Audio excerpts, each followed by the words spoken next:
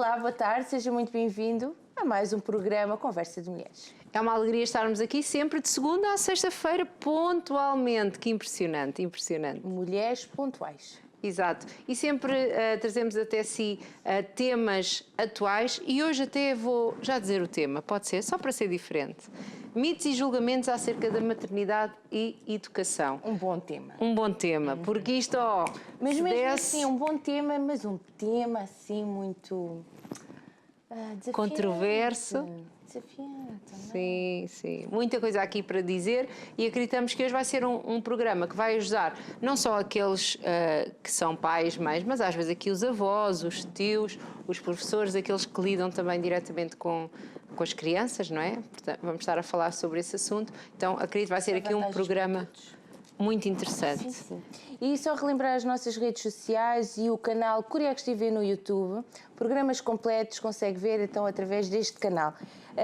Com o objetivo de rever para não perder nada e, claro, para partilhar. E as redes sociais, o Instagram Conversa.Mulheres e o Facebook Conversa de Mulheres, o objetivo também é dar a conhecer, claro, os projetos das nossas convidadas, é colocado toda a informação nas redes sociais, nos stories, no feed, em todo o lado. Todo o lado. Para que você então tenha conhecimento do que se passa e também para dar a conhecer através das suas partilhas. E temas e sugestões. Exato, também. E novas convidadas, temos sempre aqui, estamos aqui a chegar ao finalzinho do ano, não é? Temos sempre aquela vontade de saber coisas novas quando se vem um novo ano que começa, não é? Então, estamos aqui abertos a sugestões. E, por falar em novidades, Cláudia... Sim. Acho que já podemos só levantar Não posso contar tudo. Só posso levantar assim, só um bocadinho, sabem?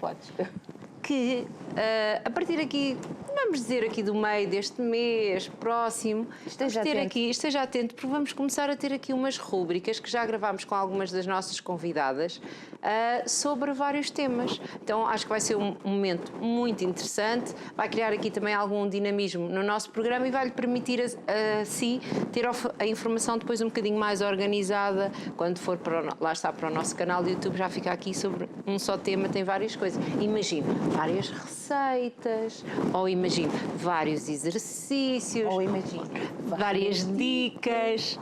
Acertaste no que eu ia dizer. Maravilhosa, Cláudia. É isto mesmo, sintonia. E pronto, é isto. Tem que estar atento.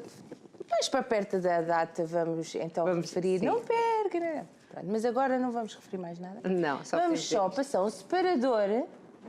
Pode ser? Pode? Vamos passar um separador e dar a conhecer então a convidada de hoje e falar sobre este tema. Até já.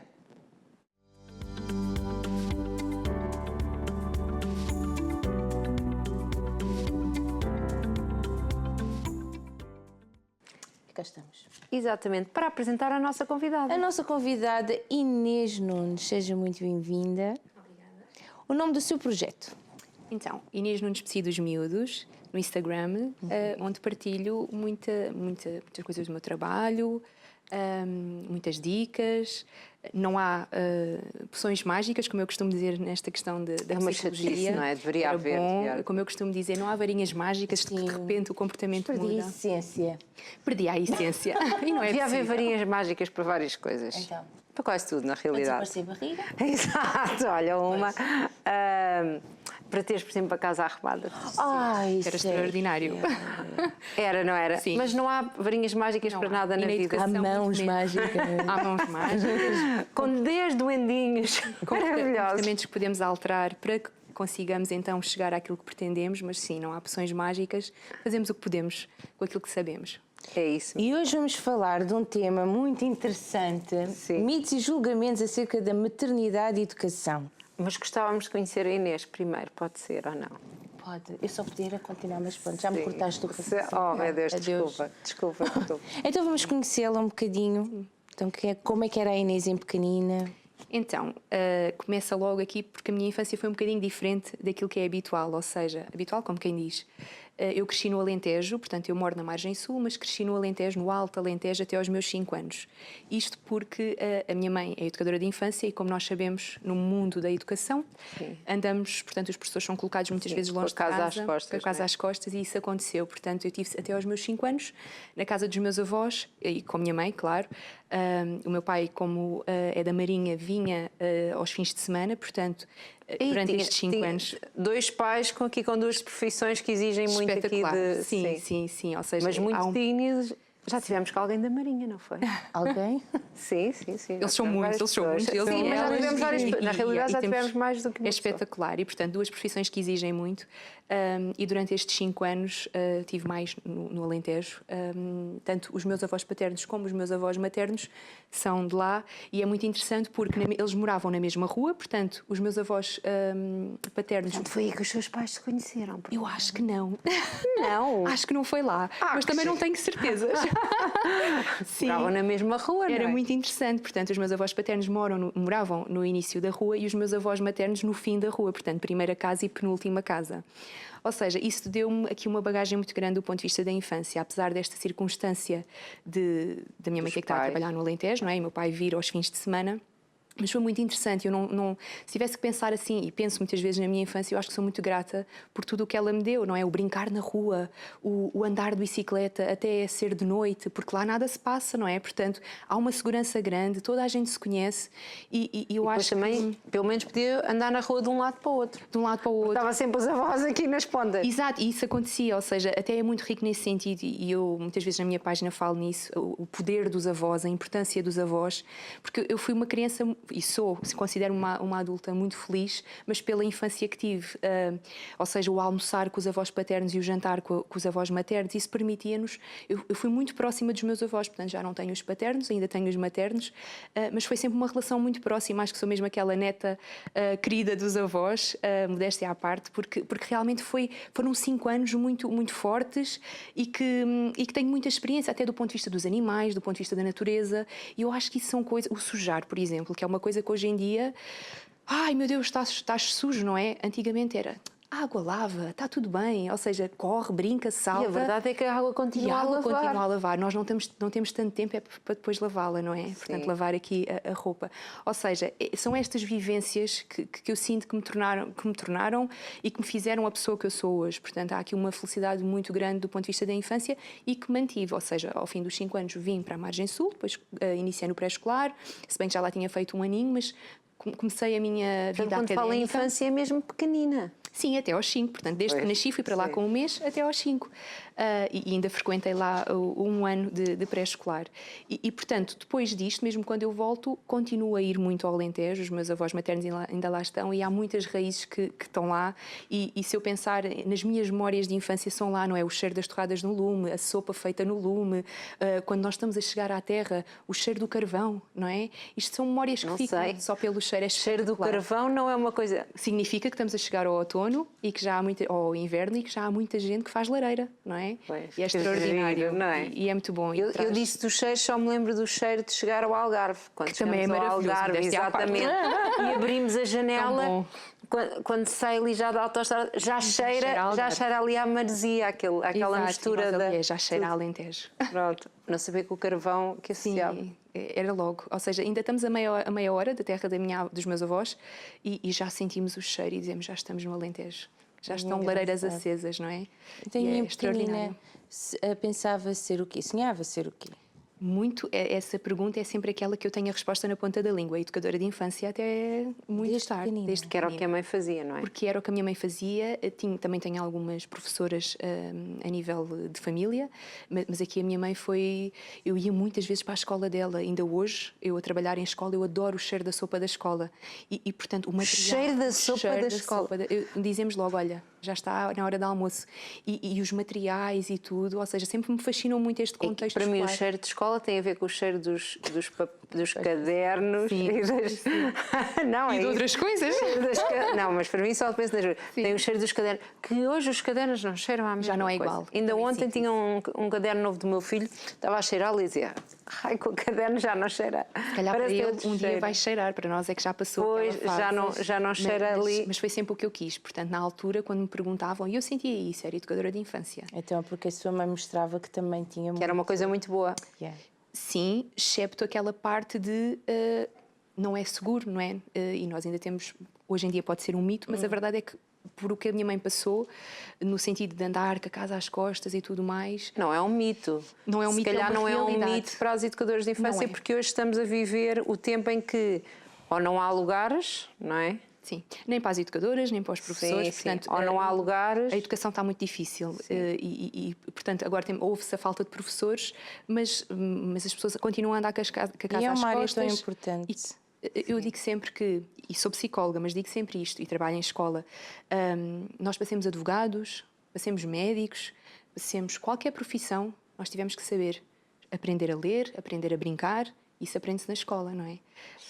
Portanto, a educação, eu acho que devia ser assim a base para tudo. Para tudo. E é um bocadinho vergonhoso o que se assiste hoje, não é? Sim. E, portanto, que agora qualquer um serve, não é? Qualquer um. Agora qualquer um serve para certas áreas específicas que não há tantos professores, mas se calhar qualquer um não serve para educar o meu filho ou os meus filhos. E, é só os dos outros. Mais do que ensinar...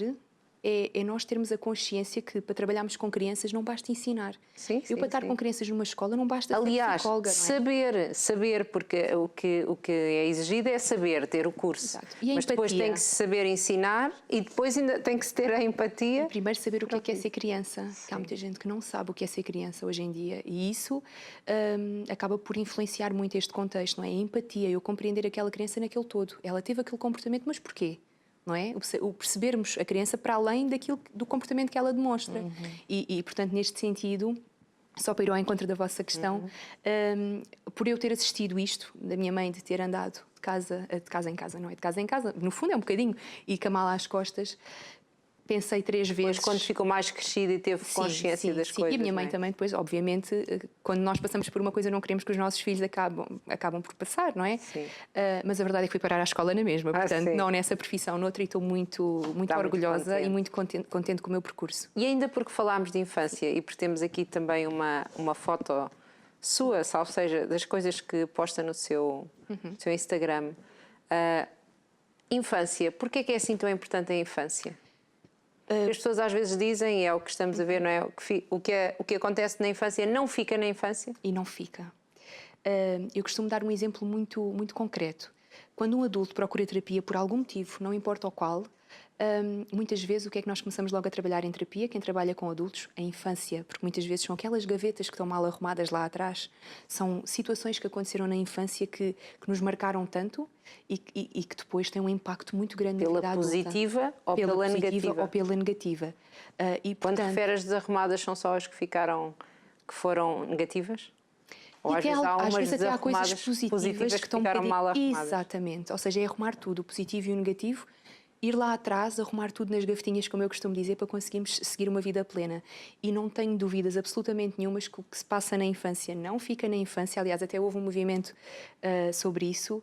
E não é? O que nós somos enquanto adultos é muito o reflexo daquilo que vivemos na nossa infância. E portanto, não há dúvidas. Daqui esta importância da escola, dos pais, de estarem atentos, não é? Porque as crianças às vezes estão só ali a ver passar o tempo, mas não pode ser. Sim, não é? E muitas vezes nós sabemos que as nossas vidas hoje em dia são muito corridas, não é? A verdade é que nós não fazemos uma coisa hoje, fazemos amanhã, mas a infância não se repete, não é? E é importante ter esta consciência que não volta atrás. E é uma coisa que falamos muito aqui, não é? Nomeadamente com as mães, com psicólogas, com várias pessoas, algumas que até tiveram assim um baque na vida, que tiveram consciência que um dia que não vi aquele meu filho crescer, perdi aquele momento, e é isto que é importante um bocado a pessoa ter consciência, não é? Completamente. E há casos, ou seja, isto é a minha forma de trabalhar, eu não julgo ninguém.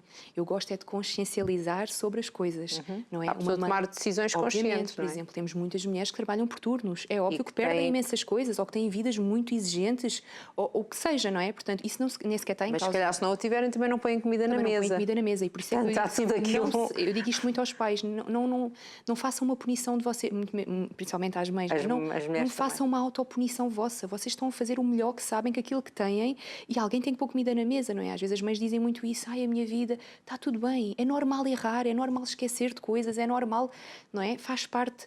Agora, é importante eu ter consciência disso e do impacto que isso tem. É por isso que há mães que reinventam-se. Exatamente. Já não aguentam. Então abrem Sem dúvida. projetos pessoais e Para para poderem- terem, conciliar E muitas tempo com as vezes crianças. conseguem isso, não é? Aquele equilíbrio de Pois é. eu agora estou a fazer uma coisa que eu realmente gosto e consigo acompanhar o meu filho. E cada vez vemos mais isso. Sim, sim. Eu acho que é uma tendência. É uma tendência. É uma tendência. Mas também significa que as mulheres acreditam mais nelas. E eu acho que isso é muito importante. Ou seja, Também é ter a uma minha- tendência. ter a minha Acreditamos aqui no capacidade- empoderamento das mulheres, não é? Sem dúvida. Sem dúvida. Então, porquê a psicologia? Já que a educadora de infância não, porquê a psicologia? Eu acho que isso também tem a ver com uma questão muito própria minha. Aliás, quem priva comigo de perto diz muito isto. Inês, tu tens uma capacidade cuidadora extraordinária, uma capacidade de proteção às vezes até acima da média, no sentido, não é de super proteção, mas gosto muito de estar atento aos meus amigos, à minha família, sou muito preocupada, gosto que todos estejam bem e que tento sempre ajudar, mesmo que sabemos que ninguém está bem 100%, não é? Mas estar lá sempre nos momentos-chave, e isso começou-me a fazer até refletir um bocadinho nisto, que é, ok, a base é ajudar os outros, tudo certo. Mas eu, quando entro para a psicologia, foi mesmo neste sentido. Ok, olha, parece-me uma boa opção ajudar os outros, esta questão de cuidar, de zelar pela saúde dos outros, não é? Mas sempre com a base de vai ser crianças e jovens. E isso eu soube desde o primeiro dia. E porquê? Criança? Era a outra pergunta a seguir. Sim. Decorou as nossas perguntas. Ou seja, isso eu sempre soube, ou seja, eu já sabia que a minha vida tinha que estar cruzada com crianças e jovens. Eu sou fascinada por bebés, por crianças e comecei a trabalhar com adolescentes Já mais... é mãe, não? Ainda não, é o sonho da minha vida. É o sonho da sua vida. É o sonho. Mas também ainda é nova, portanto tem tempo para realizar o sonho. Sim, mais ou menos, eu acho que não há idade e acho que é Não, preciso... isto para dizer que ainda tem Sem algum dúvida. tempo. E eu tenho Bem, muita- toda a gente tem tempo, Toda a gente nunca tem se tempo. sabe. Hoje em dia é uma tendência também. É uma tendência quanto cada mais vez. tarde, sim, Agora há 2 ou 3 mães aí famosas com 50 e muitos anos. E que não é? está tudo bem, não é? Portanto, cada um pronto, escolhe o que é claro, melhor para claro si. que sim. Eu acho que ter um filho é uma decisão muito, apesar de ser o sonho da minha vida e fugindo aqui um bocadinho, é o sonho, sim, mas também acho que é preciso ter muita consciência quando se traz um filho ao mundo.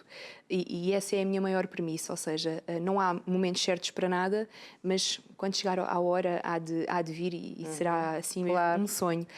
Mas isto para dizer que sabia, muito de bebés? gosto muito de bebés, gosto muito de crianças, descobri aqui os adolescentes um bocadinho mais tarde, não foi logo, e estou fascinada, adoro trabalhar com adolescentes. Há outro tipo de exigências, não é? Mas sim, Adorar sempre trabalhar com adolescentes é outro nível. Eu acho que é uma vocação. Sim, não é Porque fácil. adolescentes só por si já é Os um... bebés, crianças já é um desafio. Adolescentes. É um desafio muito Na diferente. realidade, Pois. cada idade tem um desafio. E ser porque adulto os também é um bebés... desafio. Exato, Estou exato. aqui a defender os pequeninos, não é? Ser adulto também é um desafio. Também é um desafio, porque já se tem todas as E quando chegamos à velhice responsabilidades. também é um desafio, portanto está tudo Yeah, bem. eu Não é? acho- Nós temos desafios Lá permanentes. está, há sempre uma... A idade tem sempre o seu desafio e a sua... Uma coisa é lidar com os nossos desafios, outra coisa é Sem dúvida. Lidar com os dos outros. outros. E não é fácil. Eu acho que a base, aliás, na psicologia sabemos que a base é a relação terapêutica, não é? Mas a empatia tem que ser extraordinária. Qualquer criança, qualquer jovem que venha ter comigo, ele sabe que eu nunca o vou julgar. Eu estou ali para o ajudar. E, portanto, às vezes os pais até ficam muito surpreendidos. Mas ele conta mesmo tudo. Claro que sim, só assim faz sentido, não é? Para eu poder ajudar aquele jovem, para ajudar aquela criança. Portanto, eu soube logo, crianças e jovens, tinha que ser o caminho, porque sinto que é a minha vocação. Adoro adultos, mas não é o mesmo encanto, não é a mesma paixão. Pronto, ainda bem. Sim. E então o que é que faz nas escolas? Porque falou-nos aqui que trabalha nas escolas, não é? Que continua a trabalhar nas escolas. Sim, ou seja, o meu percurso foi sempre direcionado para a população infantil-juvenil, portanto... Mas deu consultas também, não é? Sim, ou seja, o meu estágio curricular na faculdade foi no Instituto de Apoio à Criança, onde já trabalhei com esta população. Entretanto, a minha tese também foi dirigida muito aqui para as estratégias relativamente à ansiedade das crianças. O meu estágio curricular foi num serviço de psicologia e orientação, estágio profissional, exato, e depois começo logo a trabalhar também num SPO, como nós chamamos, o Serviço de Psicologia e Orientação, no agrupamento de escolas. A par disso, era o que estava a dizer, ou seja, também dou consultas em clínica privada. No SPO, não é? No Serviço de Psicologia e Orientação nas escolas, que é um tema que gera muita curiosidade, não é? O que é que se faz, não é? Então, mas há psicólogos, mas o que é que eles fazem? Ou seja, claro que isto difere de agrupamento para agrupamento. No nosso agrupamento temos 3 psicólogos, todos nós trabalhamos em equipa, sendo que estamos cada um mais direcionado para uma faixa etária. Por exemplo, no meu caso, eu estou praticamente no primeiro ciclo, portanto, primeiro ao 4º ano. E o meu trabalho, ou seja, nós vamos muito ao encontro das necessidades do agrupamento e neste momento sentimos mesmo pós-Covid e a confinamentos e tudo mais, avaliação psicológica e acompanhamentos psicológicos. Portanto, o meu maior foco. Pode haver uma intervenção em turma, por exemplo, um caso de violência. Ou de bullying. Às vezes há situações no intervalo que ocorrem, se calhar se eu for falar àquela turma e, no fundo, permiti-los falar, ouvi-los, que é uma coisa que as crianças se queixam muito, que é ninguém me ouve, não é? E eu ir àquela turma e ouvi-los, às vezes atenua o problema, ou seja, atuamos na prevenção e não tanto na crise. Mas, acima de tudo, quase 95% do meu trabalho na escola é avaliação, portanto, cada vez mais. Portanto, são os professores que sinalizam, sim, os pais? Não, okay. os professores sinalizam, os pais têm que autorizar e depois eu faço a avaliação e o respectivo acompanhamento. Depois, às vezes, há casos que é preciso encaminhar, não é? Para a parte médica, por uma pedopsiquiatria, por uma consulta do desenvolvimento, e faço sempre esse trabalho articulado com o hospital da zona de residência, porque eu defendo muito isto, não é? Inclusive os pais, como é que se trabalha com os pais em contexto escolar, não é? Eu digo sempre, o professor sozinho não faz nada, os pais também têm alguma dificuldade, eu sozinha não faço nada. Então, vamos trabalhar em equipa, não é? Portanto, é aqui uma triangulação, vamos assim dizer, professores, pais e o psicólogo na escola. Porque eu acho que as pessoas desse tal SPO, como dizia, do Serviço de Psicologia e Orientação, têm muita ideia do 9º ano e dos testes psicotécnicos. Também se faz, não é? Sim, mas não das outras coisas que acontecem. Exatamente, principalmente no primeiro ciclo, que às vezes fica um bocadinho esquecido. E não, no nosso agrupamento, não, felizmente, o Ministério colocou mais psicólogos, ainda somos insuficientes. Face à quantidade de pedidos, não conseguimos dar vazão, mas a verdade é que é uma boa ajuda, não é? E temos que atuar logo desde pequeninos, não é? As dificuldades de aprendizagem, os déficits de atenção, que vai condicionar aquela criança no resto da sua escolaridade e, portanto, quanto atuar mais cedo, no primeiro ciclo é fundamental. Sim. E então, hoje vamos falar sobre os mitos e julgamentos, não é? Cláudia, ainda te lembras do que é que te querias dizer há bocado? Já passou. Agora desenrasca. Agora estás zangada comigo. Olha, não vale a pena ficar, não tens depois ir à psicóloga falar do mal que eu te faço. Então, mitos e julgamentos acerca da maternidade e educação. De que modo é que há coisas que podem ser prejudiciais na vida dos pais? No fundo, agora vamos falar mais para os pais. Neste caso é mesmo para os pais. Agora, pais, atenção. Pais ou avós, por exemplo, como os seus cuidadores, portanto, avós, pais, tios. Eu acho que é para os adultos no geral, não é? Que trabalhem, que tenham crianças ou que convivam de perto com crianças. Esta coisa dos mitos, não é?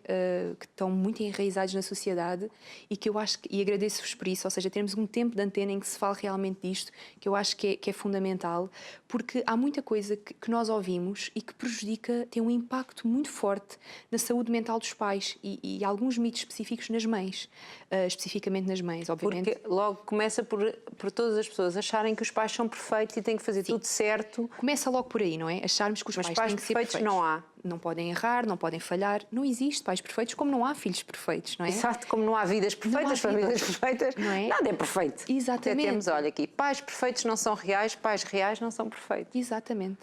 Ou seja, não existe esta ideia de que temos que ser exímios em tudo. E vou falar agora especificamente no caso das mulheres, em que é-nos pedido que sejamos boas mulheres, boas esposas, boas donas de casa, boas profissionais, boas mães. Ou seja, no fundo, há aqui uma exigência que temos que ser exímias em todos os contextos da nossa vida. Isto não é possível, não é? Alguma coisa falha, todos nós falhamos em alguma questão. Se vê, Cláudia, desculpa.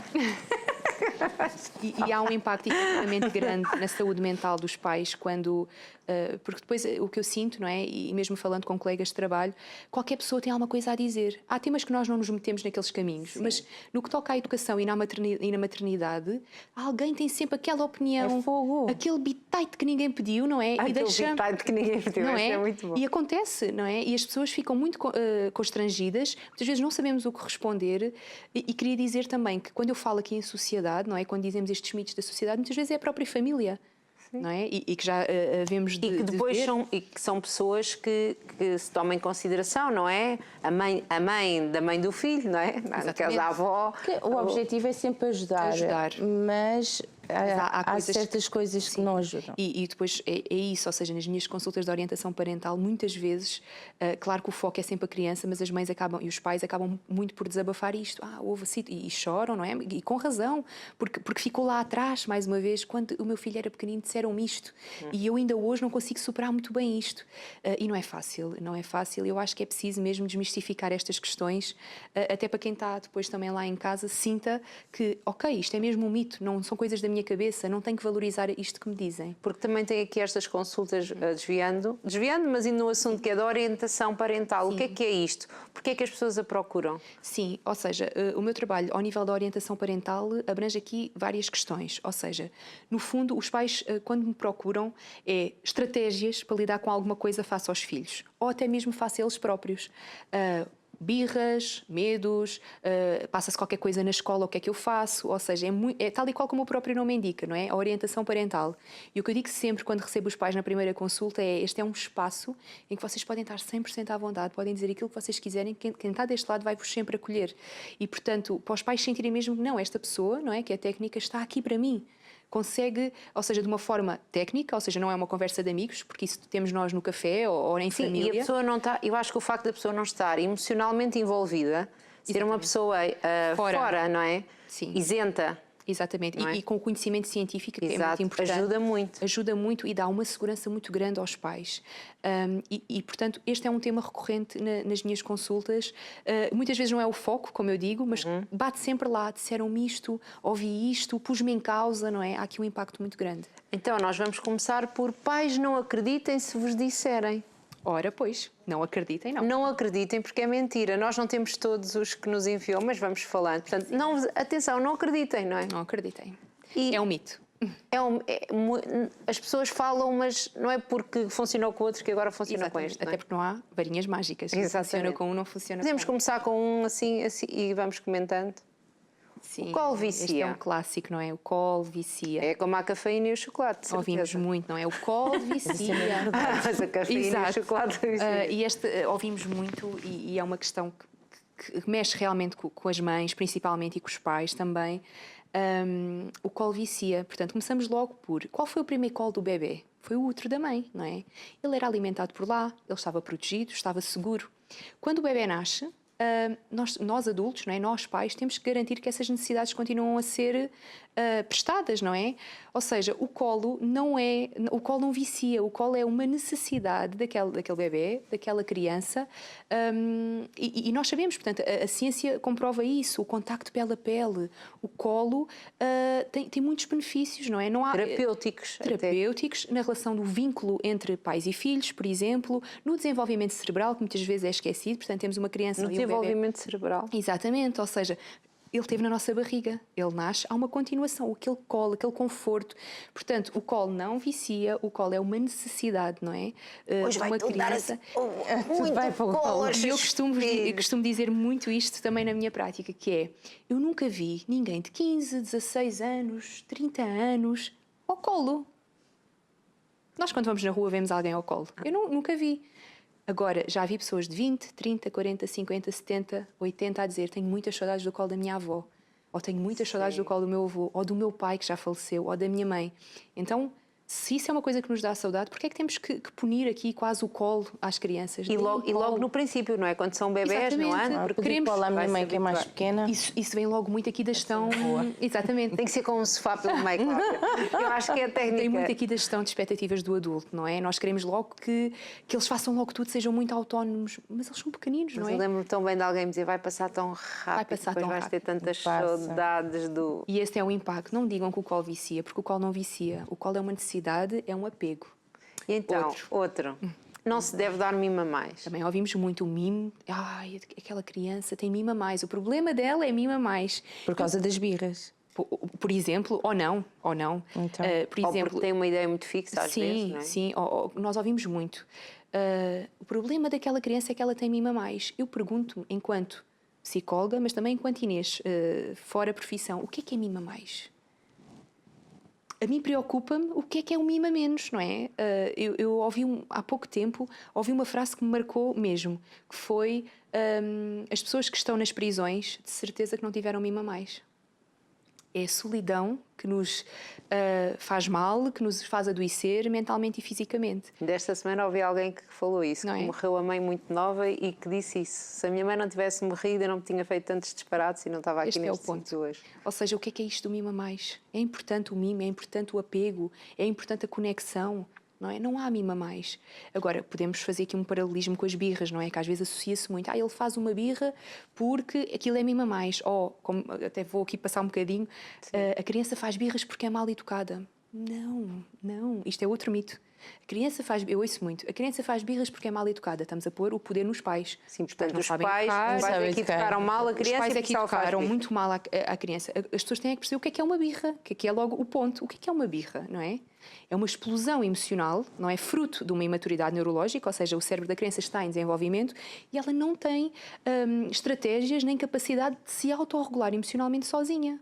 Então, não é má educação a criança estar a fazer uma birra.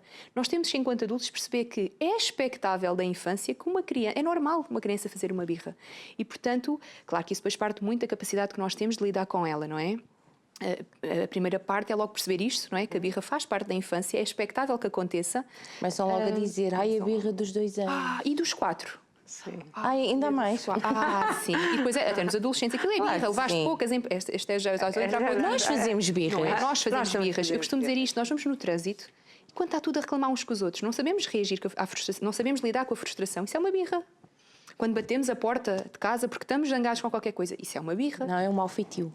Aí é mau feitio, não é? Exato. E, portanto, isto tem um impacto muito grande. Mas só aqui para as pessoas nos continuarem a ouvir, porque eu já estou a ver os pensamentos, as bolinhas de pensamento de algumas pessoas lá em casa que estão a dizer esta miúda, então aquelas mais novas vão dizer, esta miúda acha que não se tem que se educar as crianças. Mimo não é fazer tudo o que se quer, não é? Não. Aliás, mimo tem não é fazer tudo limites. o que se quer. E as crianças lidam muito bem e precisam dos tais limites. Eu não gosto muito da palavra, mas sim. Não é limites, usa que quiser. Sim, pode ser limites. Pode ser limites até para as pessoas perceberem lá em casa, ou seja, as regras e limites. É importante. Na nossa sociedade é preciso regras, não é? Claro. E as crianças precisam disso. E quando falamos aqui de mimo, nada tem a ver com a assertividade no falar, do cumprir regras, do perceber o que é que eu posso ou não posso fazer. Não estamos a falar disso. Estamos a falar de apego. E o apego nunca é demais, não é? Eu estar numa família que me respeita, que me dá mimo, o tal mimo, o beijinho, o abraço, o carinho, o ler uma história, o que seja, não é? Tudo pode ser mimo. Eu cozinhar com a minha mãe pode ser uma situação mimo, para ser mimada. Ou os faço anos, a minha mãe fez aquele bolo ou aquela comida que eu... Isso é um mimo. Portanto, não podemos... Acho que são conceitos totalmente diferentes, não é? A questão de regras e limites e de ter uma boa educação, não é isso que estamos a falar, mas sim a questão do afeto e do mimo. E é muito importante e não vicia. Nunca é mimo a mais também. Nunca é mimo a mais. E temos, penso que é só mais uma, enviou-nos várias, portanto, depois tem que ver aqui o seu Instagram. Sim. Mitos, não se deve pedir desculpa às crianças? Sim, também se ouve muito, não é? Se eu pedir desculpa ao meu filho, eu vou perder a autoridade. Não. As crianças aprendem através do exemplo. Ou seja, os pais são o exemplo. As pessoas mais próximas são o exemplo.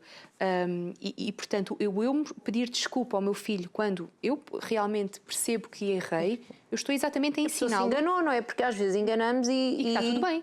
Exatamente. Eu tenho é que ter a capacidade de dizer, olha, desculpa, realmente o pai ou a mãe... É um respeito para com a criança. É um respeito para com a criança. E se nós queremos que aquela criança peça desculpa um dia, o nós estarmos a pedir desculpas, estamos exatamente porque a criança vai aprender, não é? E temos aqui já outra foto até no ar, não é? Sim. Mas quando nós respeitamos, também...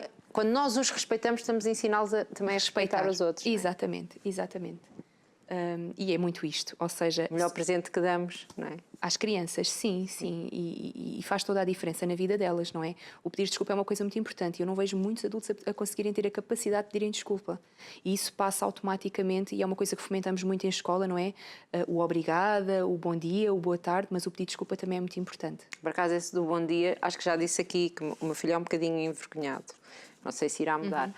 Mas que eu lhe disse uma vez, beijinhos, eu acho que é a minha, dá-se a quem se tem à vontade, não é? Sem dúvida. Mas bom dia, boa tarde. Eu uma vez até lhe disse, se quiseres, disse só lá, já dá para todas as opções. Agora, chegar e não, dizer, isso é uma regra de educação que nós devemos a toda a gente também queremos pedir desculpa, não é? Obrigada. Porque fazemos as coisas. E concordo inteiramente com o que disse, essa questão do beijinho. Acho Sim, que sim, acho que devemos dar às pessoas próximas e quem nos fizer sentido. Sim, tem que ser uma imposição. Sim, pronto. E há muita gente que o faz, não é? E também não é bom. Ficam zangados quando as mães não obrigam. Mas eu sempre dizia assim, pronto, passou bem, pronto, voltamos assim para àquela educar, imagem que ali estava, não é? Oferecer o educar. respeito. E oferecer o respeito é também permitir perceber o que é que... Que ele não é assim. Eu, por exemplo, eu não era nada assim. Eu falava com toda a gente, estava sempre à vontade. Sempre. Isto cada um é como cada qual. Exatamente. E então, já falámos aqui destes mitos e falou aqui uma coisa que já introduz aqui o nosso próximo tema, que é as incoerências. Sim. Ou seja, nós estamos a falar que temos que dar respeito e coerência às pessoas, aos miúdos, não é? Temos que lhes ensinar a respeitar e temos que lhe dar aqui regras que são coerentes, mas depois nós próprios às vezes somos incoerentes. E eles aprendem muito com aquilo que veem, não é? Sim, acontece muito. Eu vou usar aqui o vosso... isto que disseram agora e que faz todo o sentido em prol da incoerência que muitas vezes passamos, que é o bater, por exemplo, e que pode ser aqui muito pegado, também é um mito, mas que também faz muito sentido aqui para o que estamos a falar, que é para educar é preciso bater, por exemplo. E eu até tinha feito um post nesse sentido também, que gerou ali uma grande polémica, não é? Porque eu coloquei realmente que bater numa mulher é crime, bater num homem é crime, nos animais é crime, nos idosos é crime, então porquê é que bater numa criança é educação? E isto parece que está um bocadinho desviado daquilo que estamos a falar, mas está internamente... Aqui, se calhar, em alguns exatamente. Ou seja, e gerou muita polémica, porquê? Porque há aquelas pessoas que realmente, é verdade, não é? Bater nunca é legítimo, mas depois há aquelas pessoas que dizem, não, aquela palmadinha na hora certa, ou eu sou adulto, eu posso bater. E a verdade é que isto é uma incoerência, porque depois queremos que as nossas crianças cheguem à escola e que respeitem os amigos e que tudo e mais alguma coisa, mas depois muitas vezes batem, não é? A questão, mais uma vez, é o exemplo. Se o meu pai ou a minha mãe me batem, eu tenho tendência a replicar esse comportamento na escola e é mais uma incoerência, não é? Já para não falar dos malefícios do bater e tudo mais. Mas isto, depois, na escola nós apanhamos muito isto. E a agressão, a violência gera sempre violência, não é? Miúdos, não é? E aqui há uma incoerência grande, que é... nós estamos no nosso trabalho, não é? Se eu deixar uma coisa por fazer, o meu chefe não me vem bater, não é? Se eu estiver em casa e deixar algo desarrumado, o meu marido, ou vice-versa, ninguém vai bater, não é? Portanto, se estivermos aqui e eu estiver a falar mais alto, nenhuma de nós vai começar a bater-se uma à outra. E, portanto, porquê é que temos que fazer isto com as crianças? Mas por esses motivos, bater na criança por esses motivos... Mas acontece. Calma, respirem. Exatamente. Acontece, não é? Porque grita, porque se porta mal, porque... Ou seja, nem por esses motivos, nem por nenhuns, não é? Nós somos o adulto. Quando falámos há bocado do cérebro maturado, não é? Das birras, é isto, nós somos o adulto. Então nós é que já temos o nosso cérebro maturado.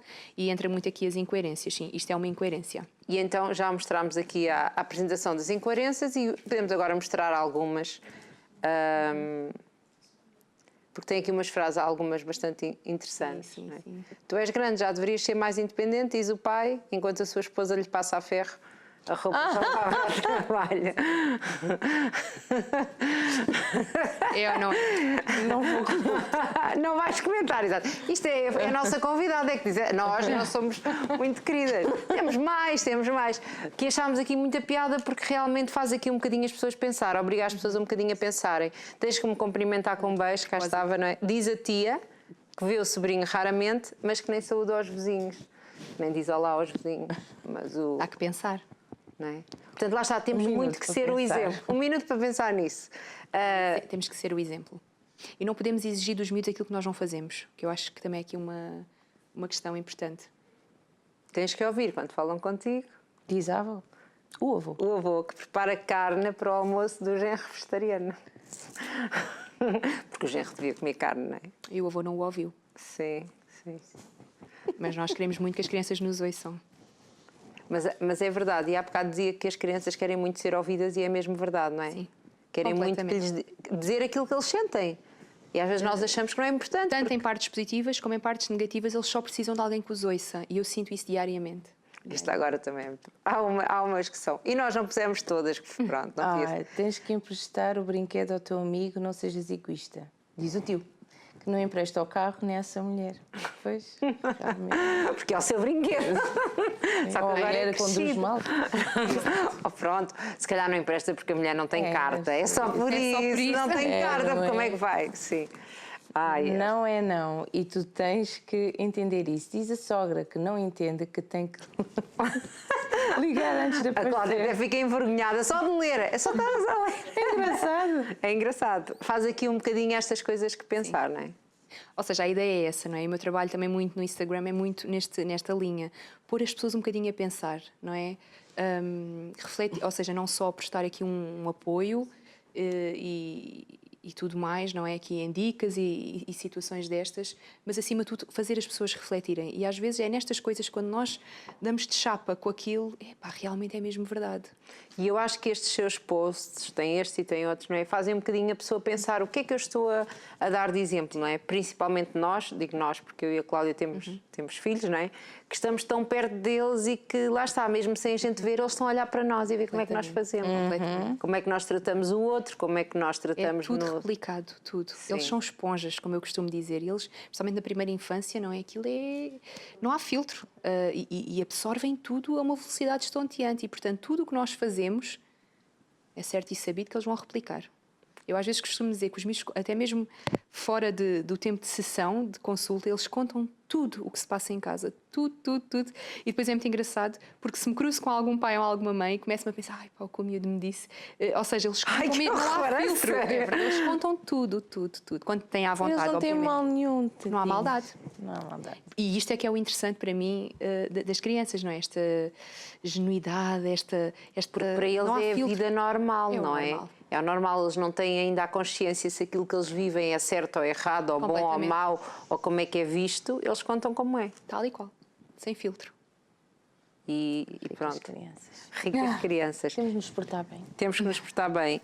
E temos ainda aqui mais um tema que queríamos trazer aqui à mesa, ao sofá da conversa, aos sofás, que é sobre os medos. Sim, também é um tema... as crianças podem, devem, têm que ter, não têm que ter medo. Porque também há aquela ideia que as crianças não podem ter medo. Ninguém pode ter medo. Os adultos não têm medo. Nada, não, assim. Em primeiro lugar, é importante percebermos que o medo é uma emoção, não é? Inerente a todos nós. Portanto, a função é o quê? Proteger-nos. Face à infância, eu costumo dizer muitas vezes...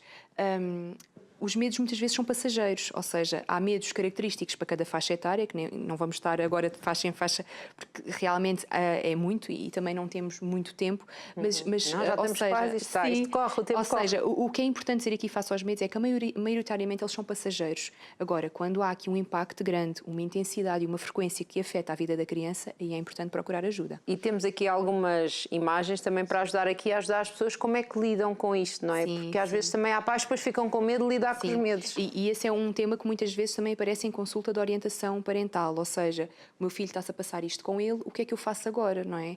E o que eu digo muito aos pais é, primeiro, exatamente, não desvalorizar, não é? Eu acho que é aqui o ponto-chave. Desvalorizar, para quem se calhar não entende, é dizer, para que é que vais ter medo disso? Isso não é nada para ter medo. Ou não sejas mariquinhas. Exatamente, não sejas mariquinhas, não é? Sim. Ou seja, isto é desvalorizar. Eu já a pensar, eu confesso, eu já disse isso. Não, cara, medo do quê? Só que depois o que acontece, e voltamos aqui à intensidade, frequência e impacto. A criança diz isto uma vez, diz isto duas, diz isto três, nós como pais, espera aí, não é? Já passou aqui um tempo e isto continua a afetar. Quer dizer que tem que ser uma coisa que tem que ser olhada de frente, avaliado, não é? sim, e aí eu digo sempre pedir ajuda. Mas esta forma de dizer, não tenhas medo, o despachar, é também uma maneira dos pais, digo eu, não darem, não darem tanta importância para se esquecer. E pode resultar, não é? Em muitos casos até funciona. No fundo é o que tem aqui neste segundo, não é? Que é não ouvir, mas sem dar muita importância, não é? Sim, porque às vezes os pais também entram naquele loop, porque temos pais e pais, não é? E há pessoas muito pais que não ligam nada e aos pais que de repente ficam aquilo consumidos por Tens medo, mas porquê? E às vezes sente-se assim. É melhor vires para a minha cama, por exemplo, porque os monstros estão lá de baixo, ou seja, aquilo depois há ali... Meu Deus, os monstros há ali estão lá de também baixo. depois uma simbiose entre pais e filhos que também não é positiva. E depois há os pais gozões. Filho, o monstro diz assim, vou-te cortar as unhas. Sim. Pronto, ou seja, nós temos para tudo. Temos para tudo. Um monstro com as unhas grandes. Os pais têm também... Ao menos fazer a manicura ou a pedicura. Ou seja, não... Corta as unhas, só fala Ou seja, não desvalorizar, mas também não dar muita importância. Ou seja, haver aqui um equilíbrio. E irmos avaliando dia após dia e depois perceber isto tem impacto ou não. Há muita frequência, há muita intensidade, então aí procuramos ajuda. Senão, há de passar. Há medos específicos. E aqui tem não evitar as situações. não evitar isto também se prende aos adultos, não é? Se aquela situação me dá medo, não vamos evitar. Imaginemos que, vou dar um exemplo concreto que aparece muito. O meu filho tem muito medo de cães e agora ele adora ir ao parque infantil. Deixámos de ir ao parque infantil porque lá há cães. Não. Ou seja, tiramos lá os cães. Tiramos os cães, exato, e levamos a criança. Não. Estamos a então como é que é? Leva-se ao parque infantil? Ou seja, depende, voltamos outra vez. Intensidade, frequência e impacto. Se for muito, tem que ser avaliado e perceber até que modo isto está mesmo a influenciar a criança e também não lhe queremos causar sofrimento. E qual a razão também não vamos pôr a criança num parque cheio de cães, também sozinho. Não é solução. Ou seja, não. Ficas aí também entender porque é que ele chegou àquele ponto, porquê, não é? E perceber o porquê. Sim. E isto em consultório, pronto. Não obrigar a criança a contactar com os seus medos. Ou forçar, no fundo é forçar. Porque às vezes pode-se ir fazendo isto de uma maneira, sei lá. Gradual. Exatamente, vamos ao parque, vamos contigo. Com calma, estamos aqui. Se vier um cão, estou aqui. Ou saímos, ou afastamos-nos, ou seja, dar aqui uma segurança à criança para que ela se sinta... Vou passar a expressão segura, não é? Exato. Portanto, os meus pais não me estão a meter no meio dos lobos, não me atiraram aqui às jaulas, mas também não evito fazer a minha rotina porque está lá aquilo, ou seja, com muita calma. Falar com a criança sobre o medo, que é o que temos agora no ar, como é que se faz isto? Como é que se fala? Eu costumo aconselhar Mandamos cortar as unhas do monstro? Não. Podemos fazer, e também no meu Instagram, se forem, eu tenho um destaque dos livros, em que coloco muitas sugestões de livros infantis e pode ser um bom recurso quando eles são assim mais pequenos. Quando eu digo mais pequenos, até aos 10 anos, ou 8, 9, podemos recorrer aqui à parte porque aqui dos livros. as coisas didáticas, não é? Já há muitos jogos para lidar com as emoções, filmes até também, não é? Séries, não é? E os livros, que eu acho que é assim uma coisa extraordinária, e eu coloco mesmo o livro e o que é que se trabalha naquele livro para os pais poderem também, em casa com os filhos, e ao lerem abordar. aquela história... Sim, porque os miúdos depois transferem muito para si, não é? Aquela história é como está a acontecer. Como é que esta história termina? Então há ali uma motivação e é bom. É uma forma mais prática e mais acessível para os pais conseguirem abordar estas questões com os miúdos. Eu costumo aconselhar. Pronto, e aqui ficámos este último... imagem que temos, lá está. Como é que um pai pode saber que já está a ser incapacitante, já passou aquele nível do normal? Porque eu acho que todos os miúdos têm medos, ou não? Sim, todos os miúdos. Todos nós temos medo também, não é? Cada faixa etária há medos específicos, que é muito comum aparecer, é expectável. Como por exemplo? Por exemplo, as trovoadas, não é? Há uma faixa etária das... Pronto. Eu sou adulta e tenho respeito. Ou seja, as trovoadas... Há medos muitos... Há quando a trovoada vem, tu levantas e dizes, com certeza. Opa. Com certeza. Há medos muito específicos, não é? Há animais específicos, o escuro, o medo do escuro, os monstros, não é? Os animais, alguns animais específicos, ou seja, depois em cada faixa etária, que são muitas, há medos específicos para cada uma e eu aí também ajudo muito os pais e tenho este post, não é? Que eles podem ir lá ver também e tenho outros mesmo com as faixas etárias para poderem ver.